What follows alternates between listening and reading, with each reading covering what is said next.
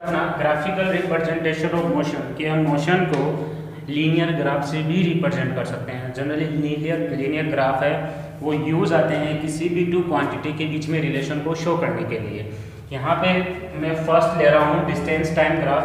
Distance और time के बीच में ग्राफ शो करके देखो, यहाँ पे मैंने ग्राफ शो किया है। यहाँ पे ये हो गया आपकी एक्स एक्सिस और ये है Y axis, X axis and Y axis. ये हो गया ओरिजिन 0 0। ठीक है, एक्स एक्सिस के अंदर मैं रिप्रेजेंट कर रहा हूँ टाइम को और वाई एक्सिस के अंदर रिप्रेजेंट कर रहा हूँ डिस्टेंस को। यहाँ पे 10, 20, 30, 40 एंड 50। Similar 10, 20, 30, 40 and 50। यहाँ पे ये जो टाइम जो मैंने लिखा है ये है सेकेंड में और यहाँ पे जो डिस्टेंस है वो है मीटर में। अगर मैं लीनियर के लिए शो करता हूँ कि कोई ऑब्जेक्ट लीनियरली मूव कर रहा है यानी कांस्टेंट स्पीड के साथ मूव कर रहा है, तो एक स्ट्रेट लाइन वहाँ पे हम शो करेंगे जो ओरिजिन से जाएगी। अगर वो 0 से स्टार्ट है, जब उसका टाइम 0 था तो डिस्टेंस भी 0 कवर किया था और टाइम के साथ में डिस्टेंस यूनिफॉर्मली मूव कर रहा है, यूनिफॉर्मली चेंज हो रही है, तो उसको शो करेंगे। अब देखो यहाँ पे अगर मुझे किसी भी एक पॉइंट के किसी भी टाइम इंटरवल के बीच में स्पीड निकालनी है तो देखो कैसे निकालेंगे। सपोज आपको निकालना है 10 सेकेंड से लेके 20 के बीच में, 10 और 20 सेकेंड के बीच के अंदर उसकी जो स्पीड हो कितनी लगी, तो मैं इसको ऐसे मिलाऊंगा। यहाँ पे ये 20 के लिए आ जाएगा। 20 वाले को मैं मान लेता हूँ टाइम t2, 10 वाले को टाइम t1। सिमिलर डिस्टेंस में इसको मान लेता हूँ डिस्टेंस s2 और इसको मान लेता हूँ s1। तो यहाँ पे मैं स्पीड निकालूंगा तो स्पीड क्या आ जाएगा आपके पास, s2 minus s1 upon t2 minus t1। s2 minus s1 क्या रिप्रेजेंट कर रहा है, देखो s2 में क्या लगा, ये टोटल डिस्टेंस लूंगा। हमें कितना देखना है, हमें s1 और s2 के बीच का देखना है। तो s2 हो गई ये टोटल, अगर इसमें से मैं s1 ये माइनस कर दूंगा तो सिर्फ कितना ही बचेगा। सिमिलर टाइम यहाँ t2 इतना कवर होगा, इसमें से t1 माइनस करूंगा तो ये बीच वाला बचेगा।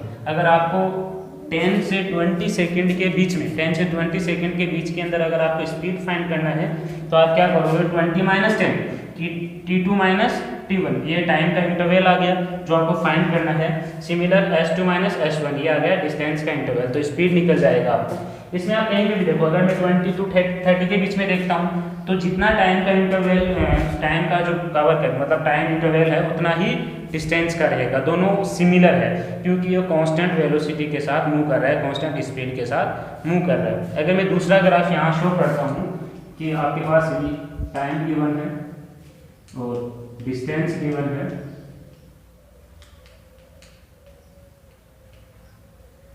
सपोज ऐसा कोई ग्राफ आपको गिवन है। अब यहाँ पे ये यूनिफॉर्मली नहीं है, कांस्टेंट नहीं है। कांस्टेंट क्यों नहीं है कि अगर ये 10 सेकेंड, 20, 30 एंड 40, सिमिलर 10, 20, 30 एंड 40। अब मुझे 10 और 20 के बीच में फाइंड करना है, फिर 20 और 30 वाला ले लो। 20 और 30 के बीच में फाइंड करना है तो मैं क्या फाइंड करूँगा, ये तो अभी आपका 20। अब 30 देखो, यहाँ 30 के अंदर डिस्टेंस आ ही नहीं रहा है, बट टाइम आ रहा है 30 में, डिस्टेंस नहीं आ रहा है 30 के अंदर। तो ये यूनिफॉर्म नहीं है यानी कांस्टेंट नहीं है, ये नॉन यूनिफॉर्म स्पीड है। आप वेलोसिटी बोलते हैं, नॉन यूनिफॉर्म स्पीड है। तो यहाँ पे हम स्पीड फाइंड कर सकते हैं लाइन ग्राफ से भी। तो ये आपका फर्स्ट था डिस्टेंस टाइम ग्राफ। एक चीज ध्यान रखना, डिस्टेंस टाइम, तो ये यहाँ से जो फाइंड करोगे वो आपकी स्पीड निकलेगी। डिस्टेंस और टाइम के अंदर कौन सा ऐसी क्वांटिटी है जिसका जो डिस्टेंस और टाइम के रिलेशन को शो करता है, तो स्पीड शो करता है। स्पीड में क्या होता है, डिस्टेंस अपॉन टाइम। नेक्स्ट आपका वेलोसिटी टाइम ग्राफ। अब सिमिलर वेलोसिटी और टाइम, कौन सी क्वांटिटी है जो वेलोसिटी और टाइम को शो करता है, तो हमारे पास है एक्सेलरेशन। तो यहाँ देखो, अगर मैं वेलोसिटी और टाइम को, ये सिमिलर आप वेलोसिटी के लिए भी यूज में ले सकते हो, बट हम अलग से ग्राफ बनाते हैं। तो देखो यहाँ पे ग्राफ बनेगा, ये आपका रिप्रेजेंट कर रहा है टाइम को सिमिलर, और ये रिप्रेजेंट कर रहा है वेलोसिटी को। y एक्सिस रिप्रेजेंट कर रहा है वेलोसिटी को और x एक्सिस रिप्रेजेंट कर रहा है टाइम को। ये 10, 20, 30 एंड 40। सिमिलर ये सेकेंड को शो कर रहा है और यहाँ वेलोसिटी है मीटर पर सेकेंड। यहाँ पे 10, 20, 30 एंड 40।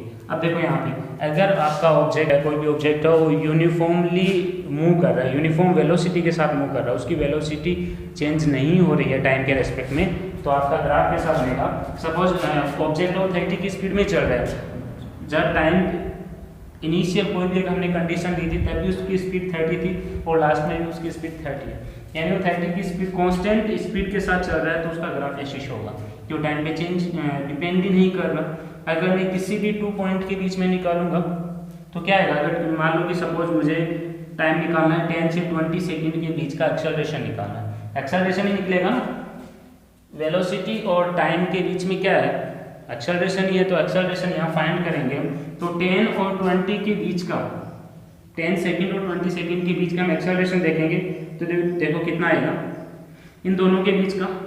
तो एक्सेलरेशन हमारे पास final velocity minus initial velocity upon time, यानी v minus u upon time में कितना है? t2 माइनस t1, ये बोल दो। तो यहाँ पे फाइनल कितनी है? यहाँ पे अगर इस पॉइंट पे मैं वेलोसिटी देखूंगा y एक्सिस में तो 30 है, और इनिशियल 10 वाले में देखूंगा तो भी 30 है, upon t2 minus t1। t2 और t1 की वैल्यू रखने की रिक्वायर्ड ही नहीं, क्योंकि 30 माइनस 30 कितना हो गया? 0 मीटर पर सेकेंड स्क्वायर। तो यहाँ पे अगर आपका एक्सेलरेशन 0 है, इसका मतलब आपका क्या है? वेलोसिटी क्या हो रहा है? यूनिफॉर्मली मूव कर रहे हैं। अगर वेलोसिटी यूनिफॉर्मली मूव नहीं कर रहे, हम देखें कि समटाइम ऐसा होता है कि वेलोसिटी टाइम के रेस्पेक्ट में चेंज हो रही है, तो हम अगर एक्सेलरेशन की बात करते हैं, यहाँ पे हमारे पास एक्सेलरेशन क्या आया? 0 आया। उसके बाद एक्सेलरेशन क्या आ सकता है? पॉजिटिव आ सकता है, और एक्सेलरेशन नेगेटिव भी आ सकता है। तो फर्स्ट हमने 0 वाला देख लिया। अब पॉजिटिव में देखो कि आपका कोई ऑब्जेक्ट है जो ऐसे मूव कर रहा है, ये वेलोसिटी है और ये टाइम है। अब देखो जैसे जैसे टाइम इंक्रीज हो रहा है वेलोसिटी भी इंक्रीज हो रही है, जैसे जैसे टाइम बढ़ रहा है। अगर मैं देखूं कि यहाँ पे t1 टाइम में यहाँ वेलोसिटी v1 है, सेम अगर ये t2 टाइम लेता हूँ तो यहाँ वेलोसिटी भी क्या आता है? v2 आता है। तो यहाँ देखो जितना टाइम में चेंज हुआ उतनी ही वेलोसिटी में चेंज हुआ है। अगर मैं यहाँ t3 लेता हूँ तो यहाँ वेलोसिटी भी क्या आएगा? v3। अगर यहाँ कोई क्वांटिटी गिवन होती तो उनका जो इंटरवल है, बीच का जो गैप है, वो इक्वल रहता है हमेशा। तो यहाँ पे क्या हो रहा है कि यहाँ पे आपने क्या देखा? टाइम के रेस्पेक्ट में वेलोसिटी इंक्रीज हो रही है। टाइम के रेस्पेक्ट में वेलोसिटी इंक्रीज होना यानी इनिशियल के रेस्पेक्ट में फाइनल वेलोसिटी ज़्यादा हो रही है। अगर इनिशियल के रेस्पेक्ट में फाइनल वेलोसिटी इंक्रीज हो रही है तो आपका एक्सेलरेशन क्या आएगा? पॉजिटिव में आएगा। तो ये पॉजिटिव एक्सेलरेशन को शो कर रही है। इसको शो कर रही है पॉजिटिव एक्सेलरेशन को।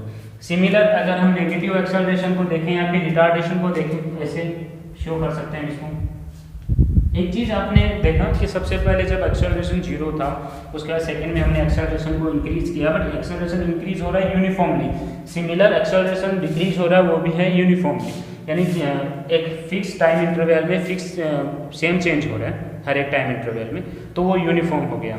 यहाँ पे भी ये एक्स एक्सिस रिप्रेजेंट कर रहा है टाइम को और ये रिप्रेजेंट कर रहा है वेलोसिटी को। तो हमने क्या देखा कि t1 टाइम पे, ये मैं इसको t1 ले लेता हूँ, t1 टाइम पे आपकी वेलोसिटी है v1। सिमिलर ये t2 टाइम पे आपकी वेलोसिटी क्या जाएगी? v2। तो अब यहाँ देखो जैसे जैसे टाइम बढ़ा आपकी वेलोसिटी कम हुई है। टाइम इंक्रीज होना, वेलोसिटी का डिक्रीज होना मतलब क्या है? रिटार्डेशन, यानी नेगेटिव एक्सेलरेशन। रिटार्डेशन बोलते हैं, फिर नेगेटिव एक्सेलरेशन बोलते हैं। अगर ऐसा कोई ग्राफ शो कर रहा है, इसका मतलब आपका ऑब्जेक्ट है उसकी स्पीड डिक्रीज हो रही है, यानी रिटार्डेशन हो रहा है उसमें, उसकी एक्सेलरेशन है वो नेगेटिव में आ रहा है। उसके बाद थर्ड है अपना, देखो फर्स्ट आया था जब एक्सेलरेशन 0 था, उसका ग्राफ हमने कैसे शो किया था? उसका ग्राफ हम लीनियर स्ट्रेट लाइन से शो किया था, एक स्ट्रेट लाइन है जो टाइम के इंडिपेंडेंट था। उसके बाद पॉजिटिव एक्सेलरेशन आया, फिर नेगेटिव एक्सेलरेशन आया।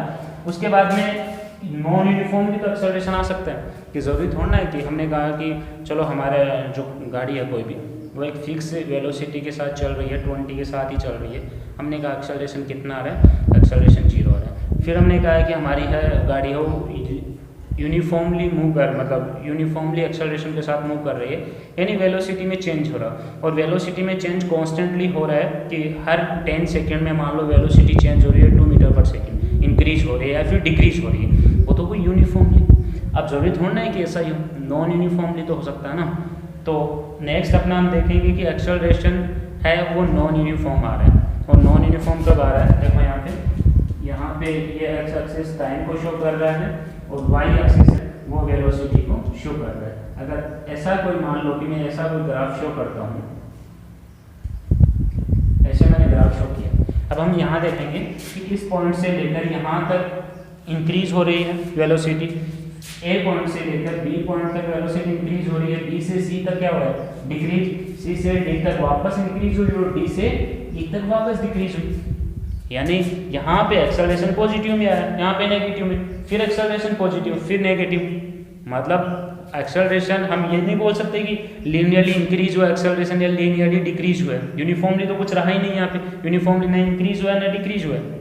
मतलब अगर हम एवरेज देखें तो इस कंडीशन में हम बोलेंगे नॉन यूनिफॉर्म एक्सेलरेशन हो, कि एक्सेलरेशन क्या है यूनिफॉर्म नहीं है। यहाँ पे यूनिफॉर्म एक्सेलरेशन था, रिटार्डेशन हो रहा था यानी नेगेटिव में एक्सेलरेशन आ रहा था, यूनिफॉर्म था, यहाँ पे भी यूनिफॉर्म था और यहाँ एक्सेलरेशन जीरो था।